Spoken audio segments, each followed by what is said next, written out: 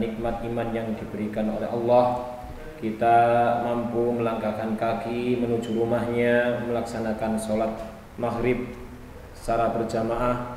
Kemudian kita diberikan kenikmatan berupa majelis ilmu. Jamaah rahimani wa rahimakumullah, ada 3 kenikmatan ba'da iman. Ada 3 kenikmatan setelah nikmat iman yang selalu kita harus syukuri. Bersabda Rasulullah sallallahu alaihi wasallam, "Man asbaha minkum mu'afan fi jasadi." Barang siapa di antara kalian di hari itu mu'afan fi jasadi, sehat badannya, aminan fi sirbih, kemudian aman keluarganya, sehat badannya, aman keluarganya. Yang ketiga, indahu qutu yaumihi, hari itu dia memiliki makanan pokok untuk dia makan pada hari itu saja. Ka'annahu khizat lahu dunya, maka seakan-akan dunia itu terkumpul untuknya. Ada 3 kenikmatan. Yang pertama adalah nikmat sehat, kemudian nikmat aman, dan yang ketiga adalah nikmat berupa makanan pokok yang kita bisa makan di hari itu. Ada orang yang diberikan kesehatan, diberikan harta yang banyak hingga dia bisa makan sampai untuk puluhan tahun ke depan, tapi tidak diberikan rasa aman. Ini pun akan terasa tersiksa, terancam dan lain sebagainya. Orang-orang koruptor yang memiliki harta banyak, badannya sehat, tapi karena dia terancam akan menjadi DPO, akan ditangkap, dia kabur ke sana kemari, gelisah hatinya luar biasa. Subhanallah. Ada orang yang aman, kemudian dia memiliki makanan pokok hari itu, dia kaya raya, tapi diuji oleh Allah dengan kesehatannya. Subhanallah. Dia tidak bisa menikmati hartanya, ya, karena diuji kencing manis, enggak mampu makanan manis-manis. Ada diuji dengan kolesterol tinggi, takut makan kambing. Masya Allah, subhanallah. Ini 3 kenikmatan yang alhamdulillah Allah berikan pada hari ini untuk kita semua, dan kita bisa menggunakan kenikmatan itu untuk beribadah kepada Allah Subhanahu wa taala. Yang kedua, selawat serta salam tetap kita curahkan kepada Nabi kita Muhammad sallallahu alaihi wasallam, karena dari petunjuk beliau kita mengetahui mana yang halal dan mana yang haram. Dari petunjuk beliau kita mengetahui mana yang hak dan mana yang batil. Dan yang ketiga, saya ucapkan jazakumullah khairan kepada bapak-bapak, ibu-ibu yang telah datang mendung. Subhanallah, ngapunten sponsori. Di hari yang mendung, sedikit mau hujan, tapi mampu untuk mendatangi majelis ilmu. Dan para panitia, saya ucapkan terima kasih banyak karena telah meluangkan waktunya demi untuk melancarkan majelis taklim rutinan Jumat malam Sabtu ini. Jamaah rahimani wa rahimakumullah, kita lanjut. Sekarang kita pada bab yang keempat, keempat. Kemarin ketiga, wiladatuhu wa radu'atuhu. Sekarang yang keempat. Halaman pinten mriku? Halaman 6. Nggih. Wafatu ummihi wa khadonatuhu. Nah, sekarang bab yang keempat, wafatu ummihi wa khadonatuhu. Wafatu ummihi, wafat ibundanya Nabi sallallahu alaihi wasallam, wa khadonatuhu, dan pengasuhan beliau. Khadonah itu pengasuhan beliau sallallahu alaihi wasallam. Sedikit kita mengulang kembali bahwasanya kemarin kita sudah membahas bagaimana Rasulullah SAW dilahirkan, kemudian Rasulullah SAW diasuh oleh Thuwaibah al-Aslamiyah, kemudian diasuh oleh Halimatus Sa'diyah di perkampungan Bani Sa'ad sampai usia 4 tahun. Karena ada peristiwa pembelahan dada, Halimatus Sa'diyah merasa takut atas kejadian itu, akhirnya dikembalikan ke ibundanya Aminah. Kemudian di usia 4 tahun beliau diasuh oleh ibundanya, dan di sini kita akan berkisah bagaimana ibundanya Nabi sallallahu alaihi wasallam wafat. Qala musannif rahimahullahu taala tuwfiyat ummuhu, tuwfiyat telah wafat ibunya Nabi sallallahu alaihi wasallam wa huwa fissadisah, dan dia Nabi sallallahu alaihi wasallam fissadisah di 6 min umrihi, dari umurnya, di usia 6 tahun. Wahia, dan dia Aminah roji'atun, pulang minal Madinah, pulang dari Madinah. Ini kisahnya ketika Rasulullah SAW diajak oleh ibundanya Aminah safar. Dan ini di sini dijelaskan waqad dhahabat, dan telah pergi siapa? Aminah ilal Madinah, ke Madinah, li ziyarati, untuk ziarah qabri abihi, ziarah kubur abihi, bapaknya Nabi sallallahu alaihi wasallam. Wa ma'aha, dan bersama Aminah siapa di sini? Jadduhu, kakek Nabi sallallahu alaihi wasallam, Abdul Muttalib. Abdul Muttalib. Dan dikatakan yang bersama Aminah adalah Ummu Aiman. Ya, ada yang mengatakan yang bersama ibundanya Nabi Aminah untuk pergi ke Madinah adalah Ummu Aiman. Nah, ceritanya seperti ini. Ayahnya Nabi SAW Abdullah ini wafat di mana? Di Madinah. Dan pada umur 6 tahun Rasulullah SAW diajak oleh ibundanya berangkat ke Madinah untuk ziarah. Berarti zaman dulu sudah ada ziarah, ziarah kubur. Ziarah ke Madinah, kemudian waktu pulang, di sini dikatakan roji'atun minal Madinah, pulang dari Madinah, Aminah kena penyakit, sakit beliau. Di tengah jalan, di tengah daerah yang bernama Abwa. Namanya apa? Abwa. Abwa di sini dikatakan waqad dufinat, dan telah dimakamkan bil abwa'i. Di bawahnya itu yang nomor 3, poin nomor 3, waqad dufinat bil abwa'i, dan telah dimakamkan di Abwa. Apa itu Abwa? Wahia qaryatun baina Makkah wal Madinah. Abwa itu adalah qaryah, suatu desa, baina Makkah bainal Makkah wal Madinah, antara Makkah dan Madinah. Di tengah-tengah ada sebuah daerah, sebuah desa namanya Abwa. Lah, beliau ini Aminah dikuburkan, dimakamkan di Abwa. Sempurnalah yatim piatu Nabi sallallahu alaihi wasallam di usia 6 tahun. Maka suatu ketika Nabi SAW melihat seorang sahabat yang terkena musibah. Barang siapa yang merasa berat terhadap musibah yang menimpanya, fal yanzur ila musibati, maka hendaklah ia melihat musibah yang menimpa diriku. Apa? Nabi sallallahu alaihi wasallam di kandungan sudah ditinggal oleh ayahnya dalam kondisi yatim. Kemudian di usia 6 tahun ditinggal oleh ibundanya.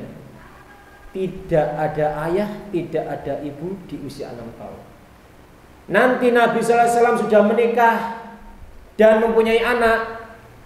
6 anaknya wafat sebelum Nabi wafat, kecuali Fatimah. Anaknya Nabi 7. Yang 6 ini wafat sebelum Nabi wafat. Dan 1 yang tidak wafat sebelum Nabi wafat. Nabi wafat kemudian 6 bulan baru wafat, yaitu Fatimah. Ini musibah yang menimpa Nabi sallallahu alaihi wasallam. Nabi sallallahu alaihi wasallam dilempari batu oleh kaumnya, diusir oleh kaumnya. Kemudian Nabi sallallahu alaihi wasallam akan dibunuh oleh kaumnya. Ketika Nabi perang, gigi Nabi pecah, pelipisnya berdarah. Subhanallah. Ketika sakit, kata Nabi itu baina rajulain, seakan-akan sakitnya 2 orang. Kalau panasnya kita ini mentok 3940, Nabi 2 kali lipat panas tubuhnya. Ini musibah yang menimpa Nabi sallallahu alaihi wasallam. Di antara faedah Nabi sallallahu alaihi wasallam menjadi yatim di usia 6 tahun, yatim piatu. Kalau orang Indonesia mengatakan yatim piatu, kalau meninggal ibundanya piatu, kalau meninggal ayahnya yatim. Nah, di Arab tetap dikatakan kalau meninggal ayahnya yatim. Ya, enggak piatu itu tidak ada di Arab itu piatu. Bahasa piatu itu tidak ada. Ya. Ini Nabi sallallahu alaihi wasallam di antara faedahnya untuk menguatkan hatinya.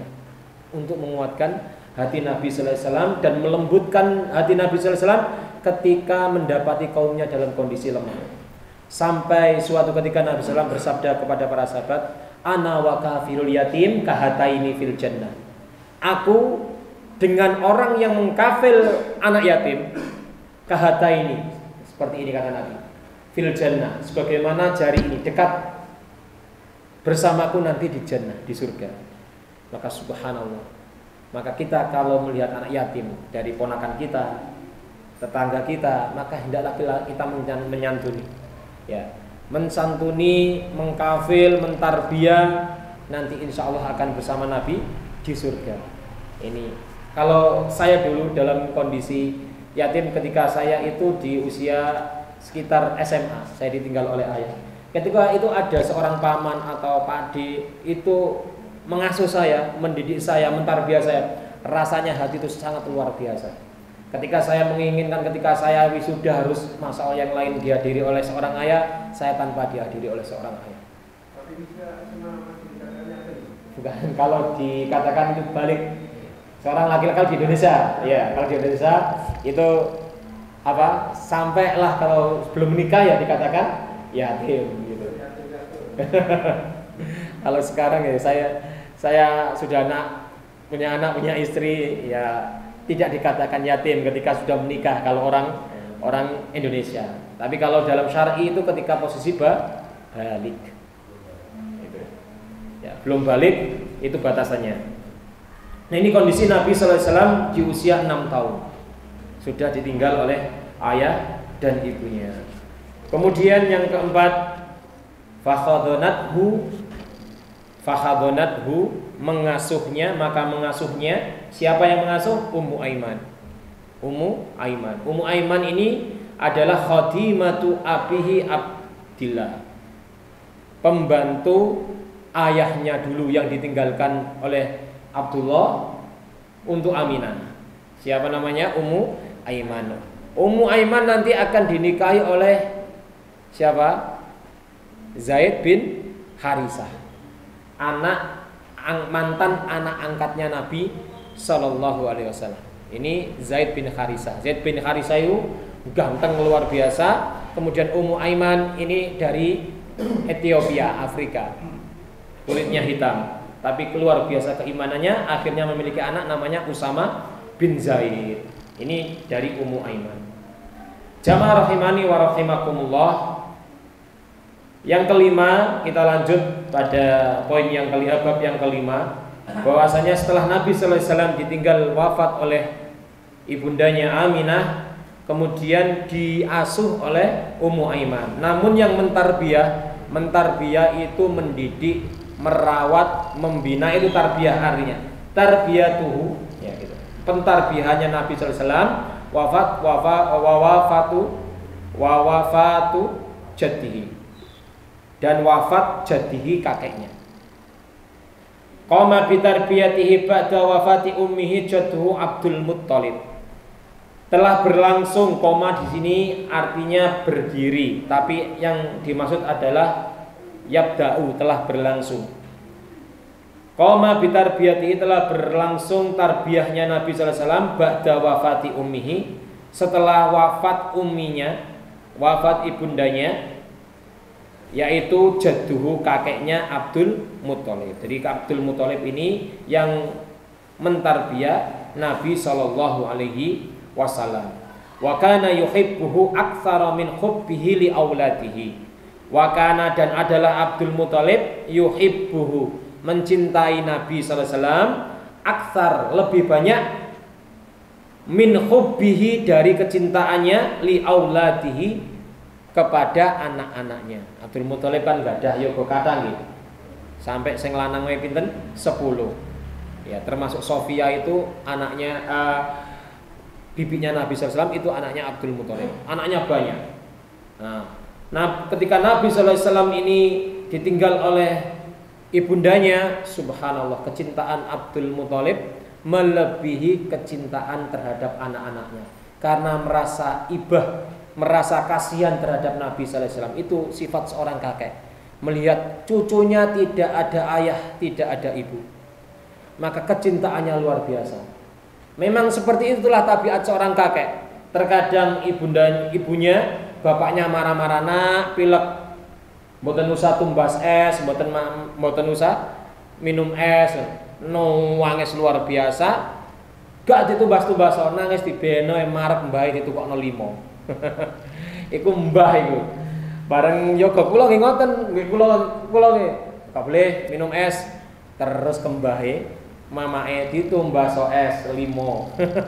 Mboten usah mak ditumbas es. Anak kok sakno pengen es. Nah, itu tabiat seorang kakek atau seorang nenek ketika memiliki cucu. Lah, seperti itu pula Abdul Muthalib melihat Nabi dalam kondisi yatim. Di usia 6 tahun tanpa ayah, tanpa ibu. Maka luar biasa. Terkadang seorang anaknya sendiri pun iri terhadap cucunya, terhadap ponakannya. Karena saking disayang. Ya, opo-opo kok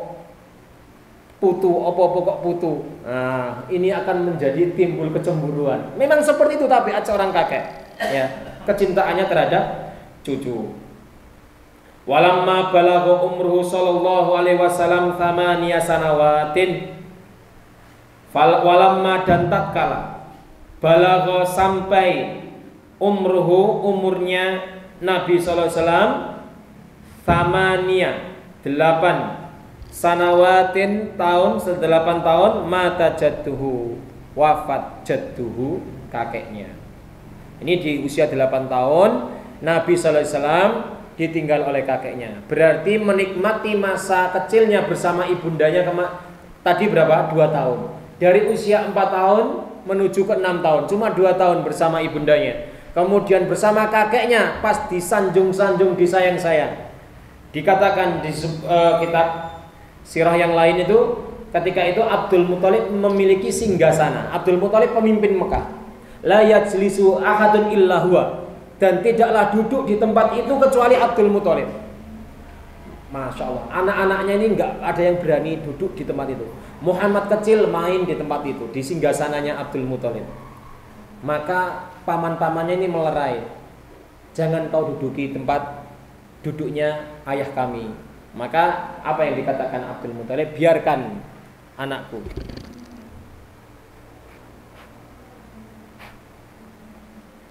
Mati. Habis ini. Kita lanjut. Abdul Muthalib memiliki singgasana yang tidak pernah diduduki oleh anak-anaknya. Kemudian di situ Muhammad kecil main di singgasananya, di tempat duduk Abdul Muthalib, maka paman-pamannya melerai. Muhammad, jangan kau main di tempat duduk ayah kami. Maka Abdul Muthalib membela Nabi sallallahu alaihi wasallam, biarkan anakku. Sesungguhnya dia nanti akan menjadi pemimpin yang besar. Ini optimisme seorang kakek atau seorang ayah ibu kepada anaknya. Jangan sampai ketika anak ini aktif luar biasa, masa anak wajar aktif, nyaduk rono nyaduk rene, malah diseneni dipisoi sampean. Subhanallah. Kadang keluar anakan setan. Nah, ibu mbek bapak ayo setan berarti. Sampai keluar kata seperti itu. Dan itu pernah saya dengar sendiri. Di tetangga kan marah-marah itu, Masya Allah, anaknya diumpat luar biasa. Ketika anak kita aktif nendang-nendang atau Masya Allah, semoga nanti menendang kekuasaannya orang-orang Israel ini. Itu optimisme doa dari seorang kakek atau orang tua kepada anaknya. Ini optimismenya Abdul Muthalib kepada Nabi Sallallahu Alaihi Wasallam. Ba'da'an kafalahu sanatain. Ba'da setelah Abdul Muthalib kafalahu mengkafilnya sanatain selama 2 tahun. Kafalahu, kafala itu mengkafil. Kafil itu artinya menanggung. Nah, mengkafil itu menanggung seluruhnya. Makannya, minumnya, tarbiyahnya, pendidikannya, ini namanya mengkafil. Nah, hadona itu mengasuh, itu kayak momong gitu loh, Bapak Ibu. Hadonat tadi kan yang fahadonat hu umu aiman. Ummu Aiman mengasuhnya. Artinya ya yang ngomong, sing ngeramut. Tapi yang mengkafil seluruh pembiayaannya, makan minumnya adalah Abdul Muthalib. Berapa tahun? Sanatain, dua tahun.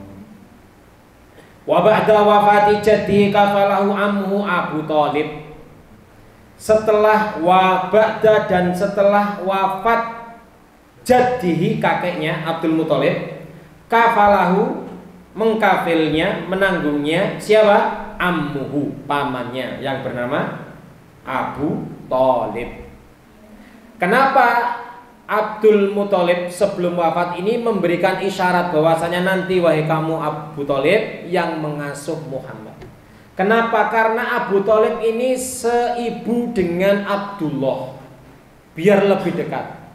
Nah, istrinya Abdul Muthalib banyak, dan yang seibu adalah Abdullah dan Abu Thalib. Agar semakin dekat, maka Rasulullah diasuh oleh Abu Thalib. Di sini dikatakan wakana fakiron, dan Abu Thalib itu orang yang fakir ketika itu.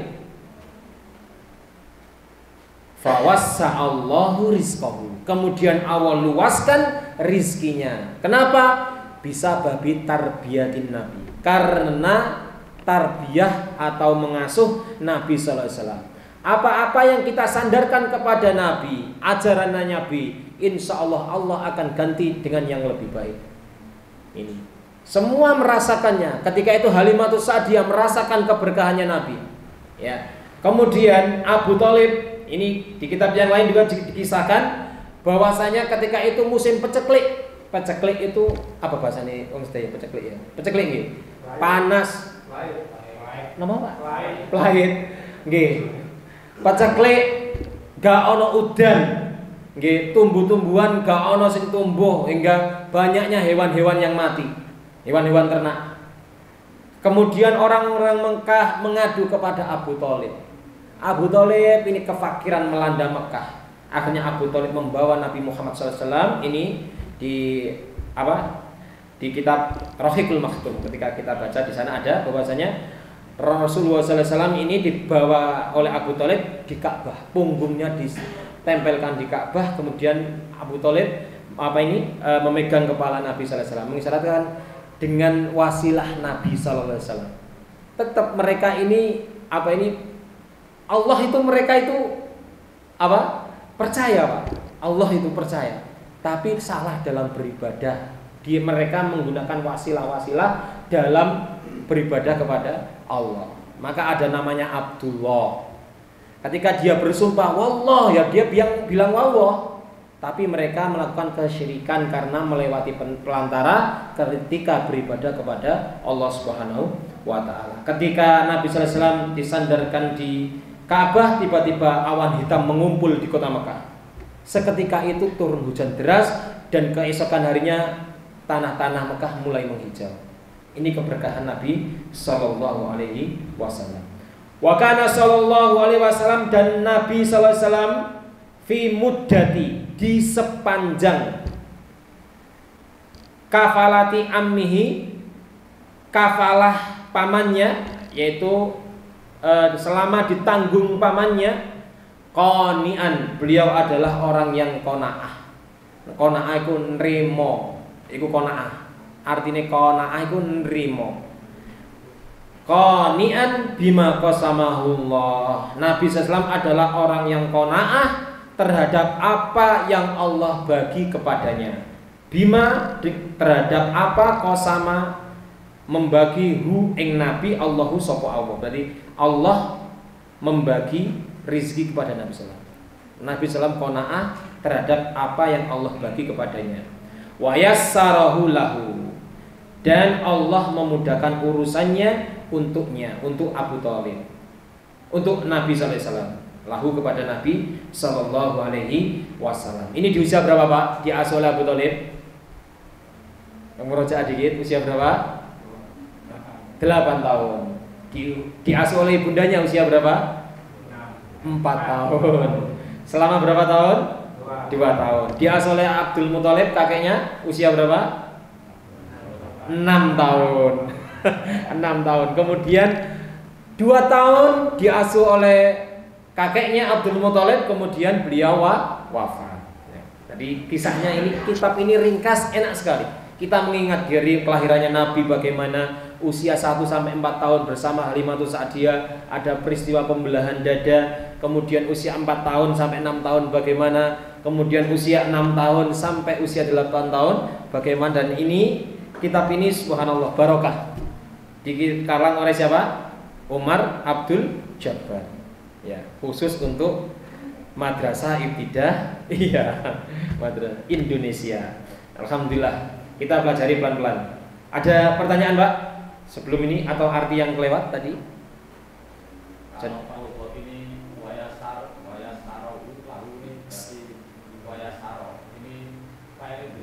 wayas sarohu, sairnya domir mustatir takdiru huwa.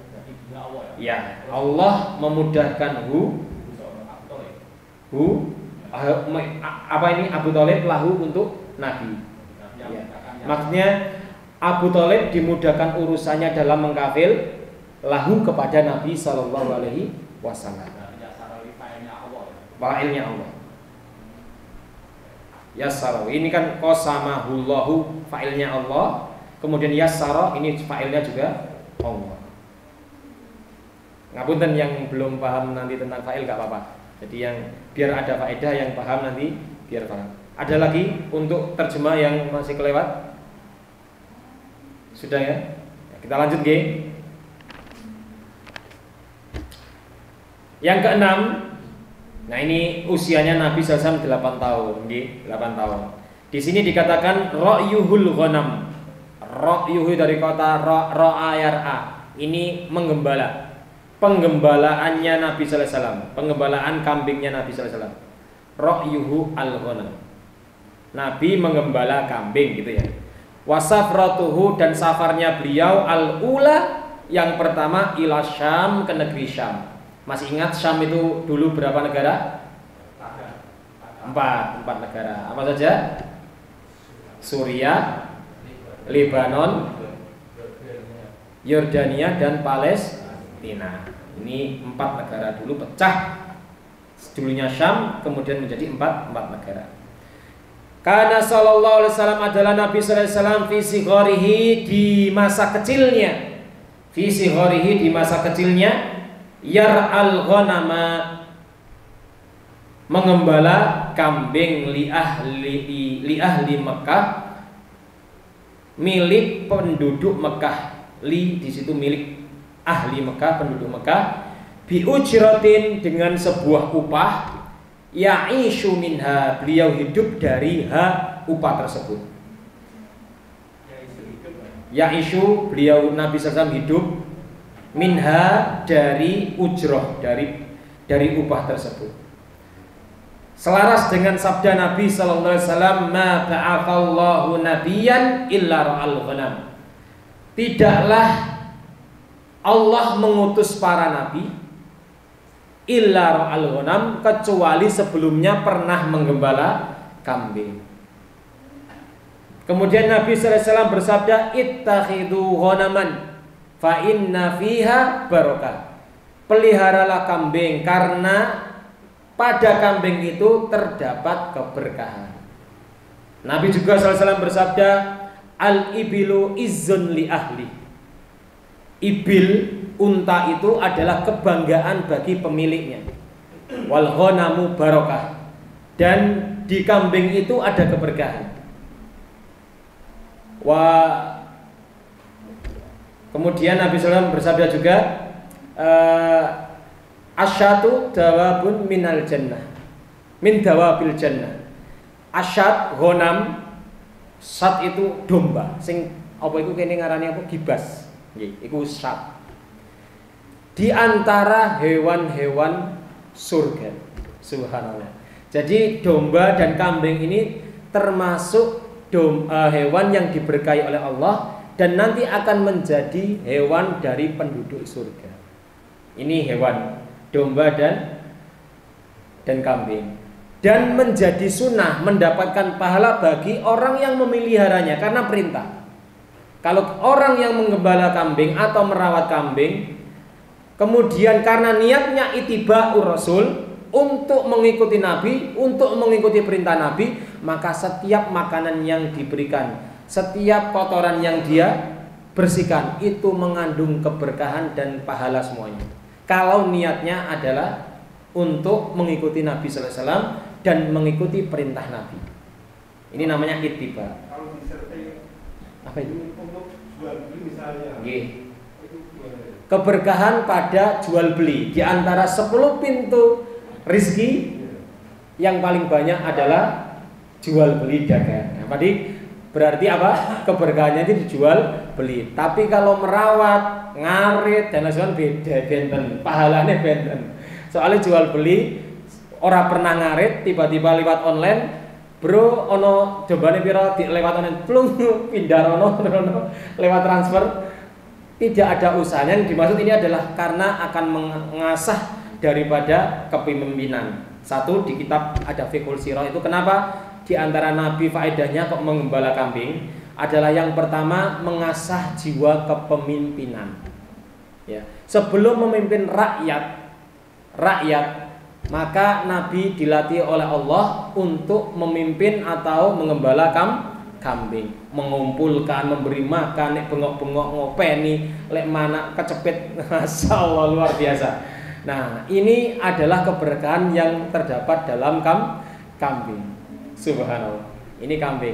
Sampai Nabi Musa di Al-Qur'an itu surat ayat. Wa ma tilka biyaminika ya Musa. Kata apa? Kata Allah, apa yang ada di tanganmu ya Musa?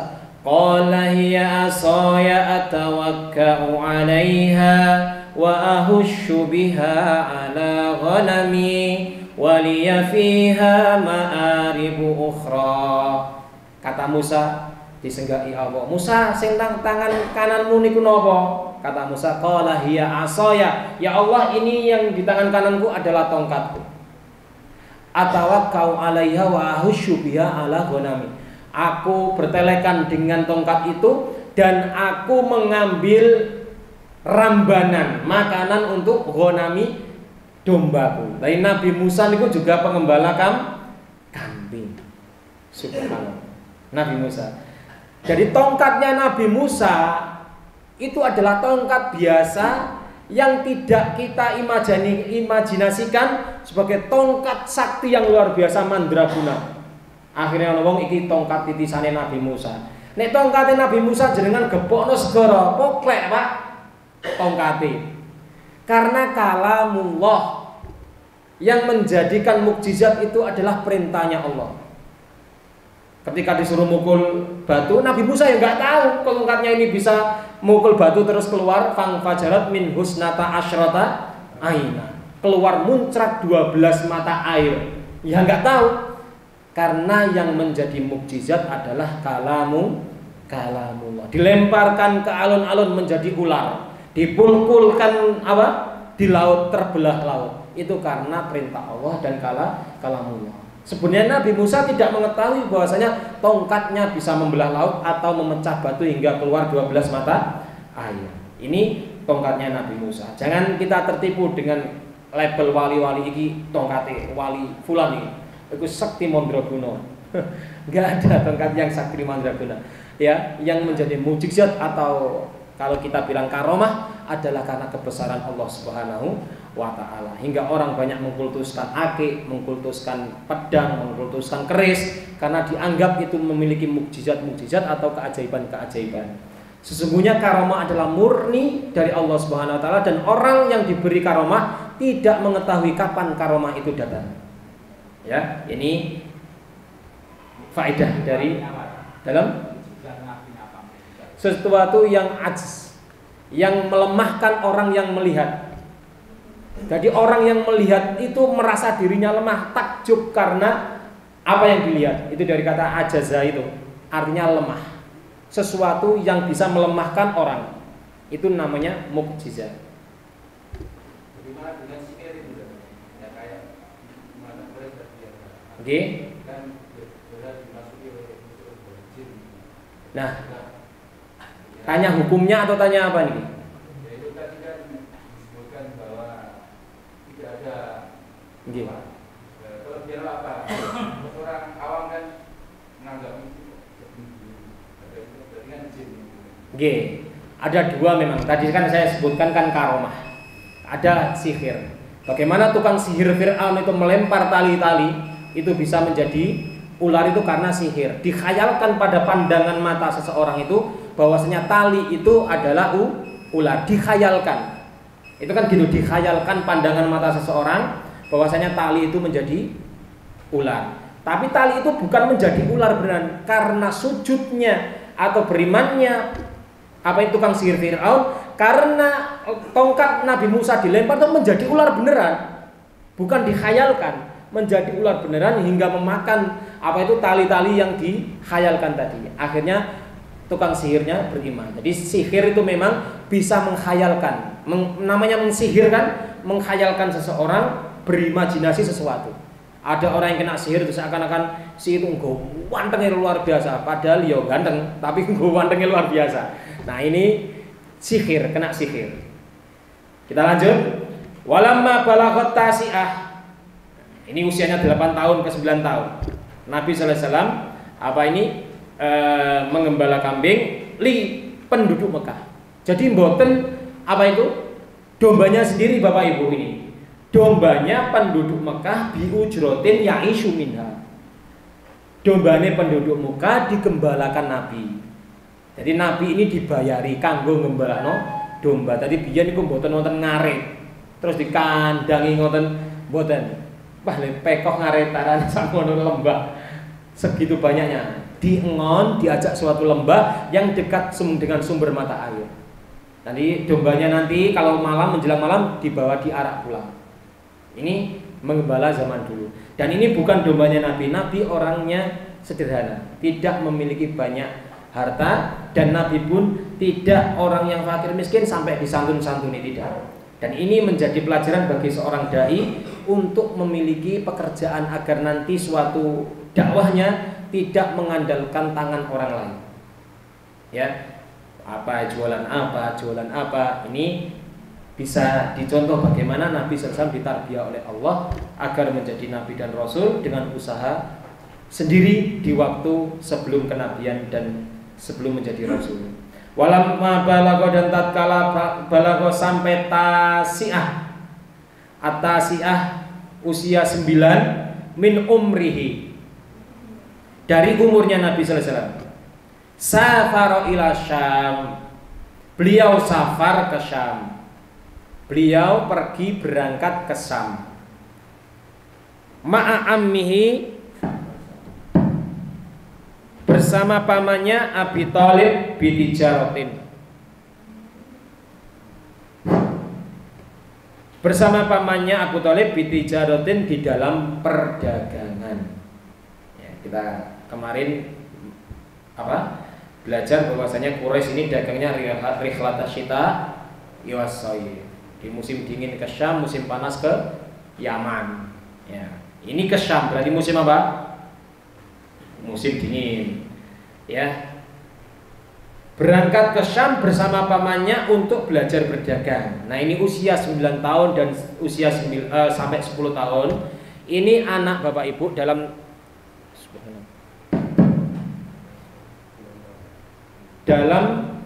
mentarbiyah anak sudah diajari kecerdasan keuangan. Kecerdasan keuangan. Anak harus tahu penggawaian ayahnya.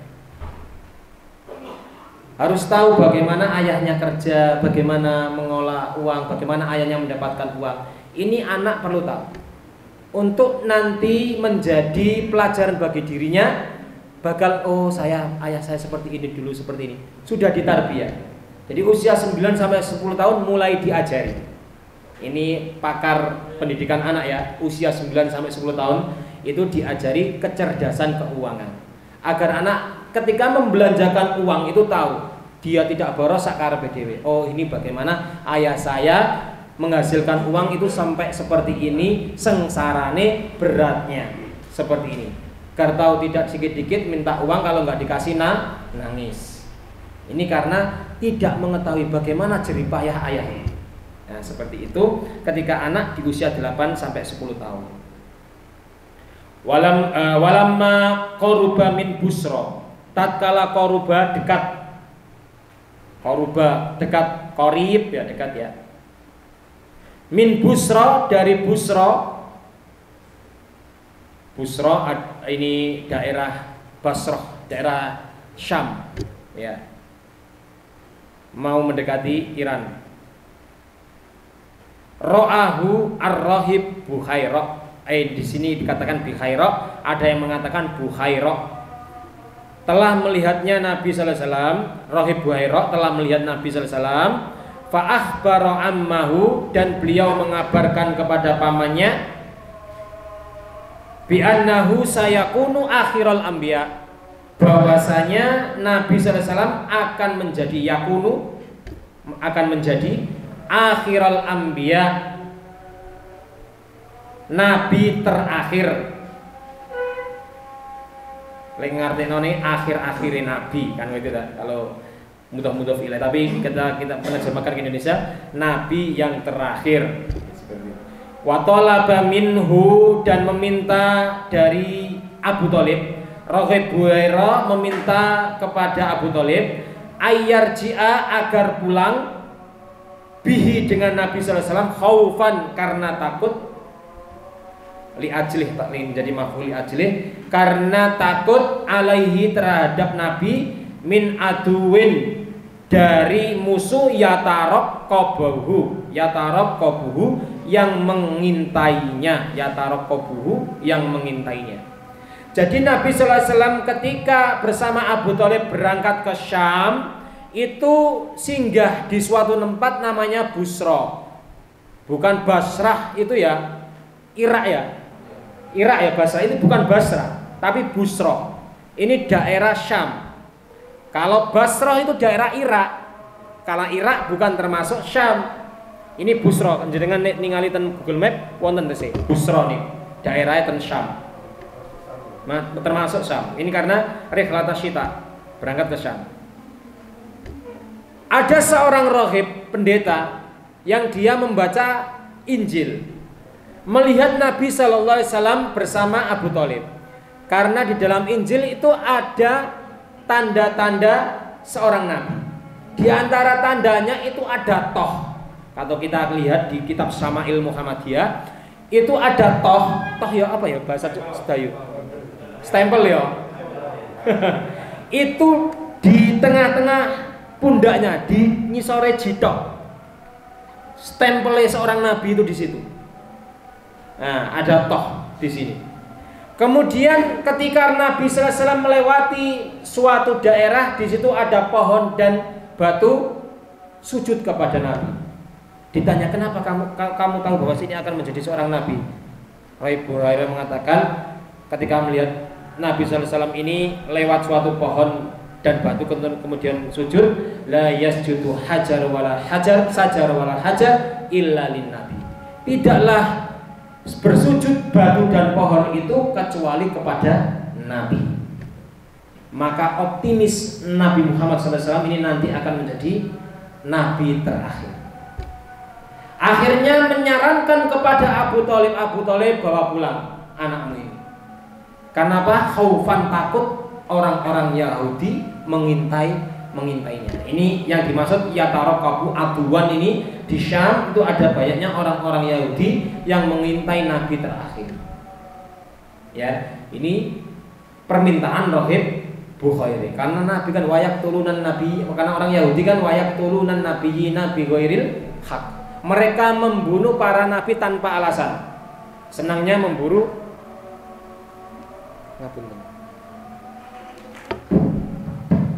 sukanya membunuh para nabi.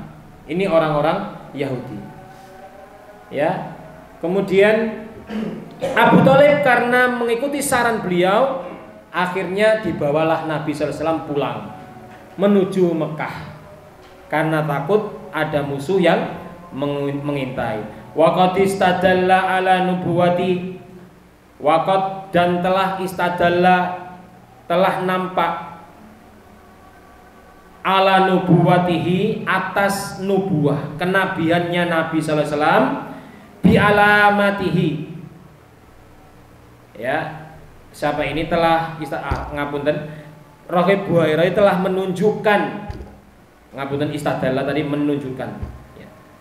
Dalla ya dulu itu menunjukkan, istadalla menunjukkan, telah menunjukkan atas kenubuahan Nabi sallallahu alaihi wasallam dengan tanda-tanda, bi alamati dengan tanda-tanda, allati yang fi kutubi ahlil kitab, di dalam kitab-kitab ahli kitab.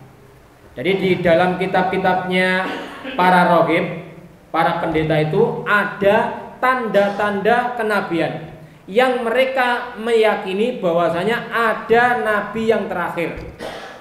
Dan orang-orang Yahudi sampai memiliki tanda-tanda jelas bahwasanya nabi terakhir itu nanti akan berangkat ke suatu tempat yang banyak kurmanya. Hingga di sana, di Madinah, orang-orang Yahudi tiba-tiba hijrah ke sana. Kemana? Ke Madinah. Karena di dalam kitabnya para ahlul kitab, nabi terakhir itu memiliki tanda seperti ini, namanya Muhammad, ada tanda di punggungnya, kemudian ada suatu daerah ketika dia lewat, la yasjudu hajar wala sajar illa nabi. Ada batu dan pohon, sujud itu pasti kepada nabi. Wallahu ta'alam sujudnya bagaimana tidak dijelaskan di hadis tersebut. Kemudian orang-orang Yahudi meyakini bahwasanya nanti nabi itu akan tinggal di suatu daerah yang banyak kurmanya, hingga ada 3 Yahudi besar, kelompok Yahudi besar yang ada di Madinah. Satu yaitu Bani Quraidah, Bani Nadir dan Bani Qainuqa. Itu ada 3 Bani Yahudi yang berada di Madinah. Sudah adzan nggih? Kita tanya jawab, mungkin dari Bapak Ibu yang mau tanya jawab. Nggih. Waalaikumsalam. Saya menanyakan hikmah Abdul Thalib mengasuh dan mentahbiah. Ini kan meninggalkan kesan yang sangat luar biasa dari kebaikannya itu. Tapi sampai akhir ajarnya kan Allah tetap tidak memberikan petunjuk gitu. Padahal kebaikan orang kafir itu kan katanya kan tidak bermanfaat sama sekali gitu. Ada sebuah faedah ya. Di antara faedah yang kita dapati, Abdul Muthalib itu kebaikannya luar biasa kepada Nabi sallallahu alaihi wasallam. Tapi wafat sebelum Nabi sallallahu alaihi wasallam ini diangkat menjadi nabi dan rasul. Namun Abu Thalib ini jasanya lebih besar lagi. Sampai Nabi sudah dakwah yang membentengi itu Abu Thalib. Tapi Allah tidak perkenankan atau Allah tidak memberikan hidayah kepada Abu Thalib. Karena sebuah kebaikan, Bapak Ibu, tanpa didasari dengan iman dan takwa, maka sebagaimana firman Allah Ta'ala, wa qadimna ila ma amilu wa ja'alnahu haba'an mansura. Dan kami tampakkan apa yang ia amalkan. Dia menyedekahi anak yatim, mengasuh, membentengi, ditampakkan nanti di akhirat nanti. Faja'alnahu haba'an mansura. Kemudian kami jadikan amal-amal itu bagaikan debu yang bertebangan. Di faedah yang lain, ketika Abu Thalib wafat nanti, ya nanti sedikit kisah saya ajukan. Dia membela Nabi SAW sampai akhir hayatnya. Tapi di situ Abu Thalib masih berteman dengan orang-orang kafir Quraisy, Abu Jahal, kemudian Abu Lahab dan teman-teman yang lain ketika itu. Ketika Nabi SAW masih berdakwah di kota Mekah, dibentengi oleh Abu Thalib, tapi beliau juga berteman dengan orang-orang kafir. Maka Nabi SAW kul ya amil la ilaha illallah, katakanlah wahai paman la ilaha illallah. Ketika Abu Thalib mau wafat, kalimatun uhaju bika indallah, kalimat ini yang akan aku bela engkau nanti di sisi Allah Subhanahu wa ta'ala. Maka Abu Thalib karena temannya ini orang-orang kafir juga menjenguknya, maka Abu Jahal mengatakan atarghabu min millati Abdul Muthalib, wahai Abu Thalib, apakah kamu benci dengan agamanya bapakmu Abdul Muthalib? Akhirnya kalimat yang dipilih adalah kalimatnya Abu Jahal. Ini penting, di antara faedahnya, meskipun dalam suatu kebaikan, kemudian dalam amal soleh, tanpa iman dan takwa akan menjadikan habaan mansura. Dan kemudian di antara pintu tertutupnya hidayah itu adalah ketika kita ini masih senang dengan berteman terhadap kekafiran. Ya, di situ Nabi SAW bersabda, almar'u ala dini khalili. Ya, seseorang itu tergantung konco pleke. Kalau teman dekatnya soleh, insya Allah soleh. Kalau teman dekatnya orang-orang fasik, khawatir terjerumus kepada kefasikan. Dan di antara faedah yang ketiga, bahwasanya di sini kita tahu bahwasanya hidayah murni milik Allah Subhanahu wa taala. Ada yang mengatakan, ngapunten, memang beda pendapat ya antara Imam Suyuti dan Imam Nawawi, bahwasanya di masa Rasulullah SAW ini belum diangkat menjadi nabi dan rasul, orang-orang yang wafat sebelumnya ini dalam masa fatrah. Maka berpendapat bahwasanya Abdul Muthalib atau ayahnya Nabi, ayah ibundanya ini masuk surga. Ini memang ada pendapat demikian, Bapak Ibu jamaah. Ini karena dalam masa fatrah. Imam Nawawi.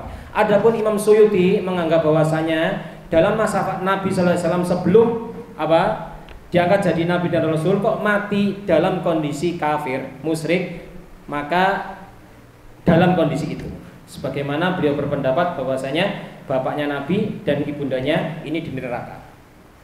Dan kami sebagai pelajar atau penuntut ilmu tidak baper ya, Nabi kok bapaknya kok masuk neraka, ibunya masuk neraka. Sebagaimana Nabi Nuh anaknya masuk neraka, Kan'an anaknya sendiri Nabi Nuh. Nah, ini bukti bahwasanya hidayah itu milik Allah Subhanahu wa taala. Ini dua perbedaan pendapat Bapak Ibu. Jadi gak usah geger kan nggih. Nggih. Ketika sampai Abu Jahal mau meninggalkan, Nggih.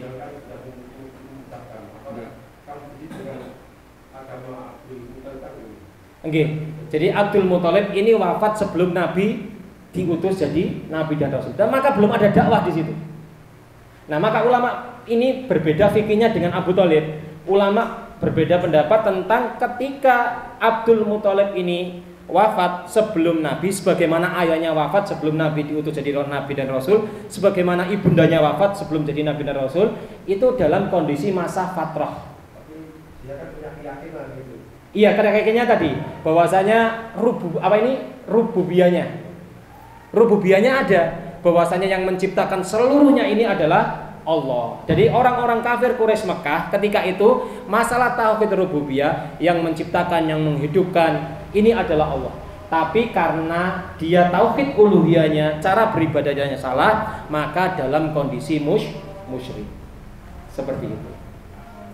Faedahnya nggih, ada walaupun Rasul tetap ada hukumnya itu ada. Nggih. Soalnya antara yang baik dengan yang buruk tetap berbeda. Nggih, berbeda. Sebagaimana kemarin saya sudah jelaskan ya,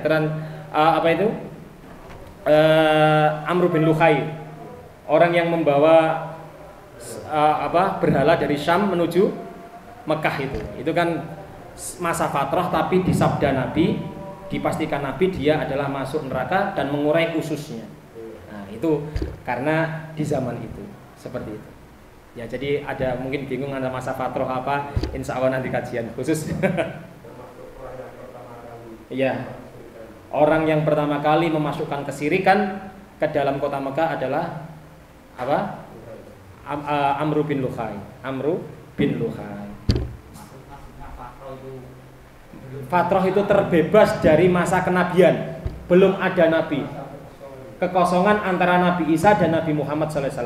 Nah, di antara masa itu 500-600 tahun, berarti kan? 500 sampai 600 tahun itu dalam kondisi fatrah.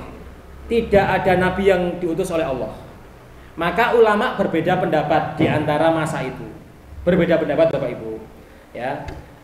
Kalau saya waktu itu sengit ya sama Ustaz Sofi, ngapunten, bukan debat tapi argumen seperti itu. Langsung beliau nyekak saya, tilka ummatun qad khalat laha ma kasabat walakum ma kasabtum wala tusaluna amma kanu ya'malun. Umat yang dahulu biarkanlah apa yang mereka amalkan dan kamu nanti akan dihisab sesuai yang apa kamu amalkan, ya. Wala tusaluna amma kanu ya'malun. Nabi saya disekak seperti itu. Dan kamu wahai Hadik tidak akan ditanya bagaimana amalnya umat-umat terdahulu. Nggih Ustaz, saya bilang gitu. Itu jurus terakhirnya kalau sama muridnya, saya murid. Nggih Ustaz, seperti itu. Itu luar biasa Ustaz kita ya. Wala tusaluna amma kanu ya'malun, dan kamu tidak akan ditanya tentang apa yang diamalkan umat-umat terdahulu. Barakallahu fikum. Kita tutup dengan doa kafaratul majelis. Subhanakallahumma bihamdika asyhadu an la ilaha illa anta astaghfiruka wa atubu ilaik. Assalamualaikum warahmatullahi wabarakatuh.